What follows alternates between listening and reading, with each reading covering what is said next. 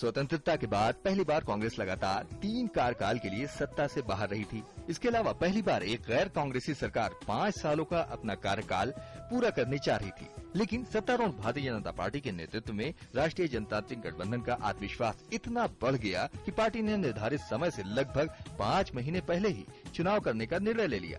अन्य देशों से सुधरते रिश्ते, स्वर्णिम चतुर्भुज और प्रधानमंत्री ग्राम सड़क योजना के साथ ही 7-8% से उछाल मारती अर्थव्यवस्था से उत्साहित भारतीय जनता पार्टी ने इसे इंडिया शाइनिंग मान लिया। फील गुड और इंडिया शाइनिंग के रथ पर सवार भारतीय जनता पार्टी आम चुनाव से कुछ समय पहले 5 राज्यों में हुए विधानसभा चुनाव में 3 राज्यों में जीत चुकी थी और ऐसे ही परिणामों की अपेक्षा आम चुनाव से भी कर रही थी। जहां एक तरफ राष्ट्रीय जनतांत्रिक गठबंधन का खेमा अपनी जीत को लेकर आश्वस्त था, तो वहीं लगातार 3 चुनाव हार चुकी कांग्रेस की एकमात्र उम्मीद सोनिया गांधी थी। हर कोई राजग की जीत की उम्मीदें लगाए बैठा था। यहां तक कि मुख्य विपक्षी कांग्रेस को भी सत्ता में आने की कोई संभावना शायद ही हो। उस समय लगभग सभी समाचार चैनल एग्जिट या ओपिनियन पोल में राजग की वापसी की भविष्यवाणी कर रहे थे। लेकिन तभी पासे पलट गए। राजनीतिक पंडितों की भविष्यवाणियां धरी की धरी रह गई।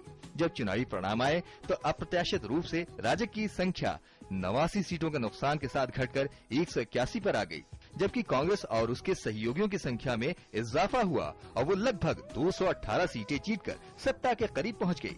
चुनाव पूर्व तक कांग्रेस ने क्षेत्रीय दलों से मिलकर गठबंधन तो किया था, लेकिन इस गठबंधन को कोई नाम नहीं दिया गया था।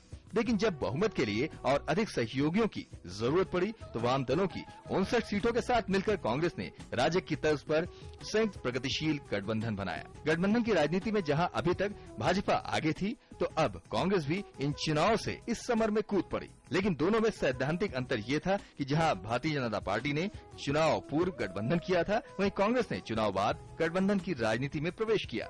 इन चुनाव के नतीजों ने सभी को जितना आश्चर्यचकित किया, उससे ज्यादा लोग उस समय आश्चर्यचकित रह गए जब कांग्रेस और संयुक्त प्रगतिशील गठबंधन की अध्यक्ष सोनिया गांधी ने प्रधानमंत्री बनने से मना कर दिया। विपक्ष ने विदेशी मूल के आधार पर सोनिया गांधी का विरोध किया था। कांग्रेस पार्टी के कार्यकर्ताओं से लेकर नेताओं ने सोनिया को मनाने की कोशिश की। किसी ने कनपटी पर बंदूक तानी तो कोई संसद में रोया, लेकिन सोनिया गांधी प्रधानमंत्री न बनने की अपनी बात पर अटल रही। मेरा लक्ष्य प्रधानमंत्री का पद नहीं है।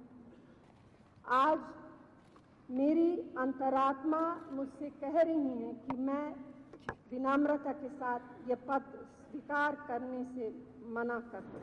कांग्रेस ने राज्यसभा में विपक्ष के नेता मनमोहन सिंह को प्रधानमंत्री पद के लिए आगे किया।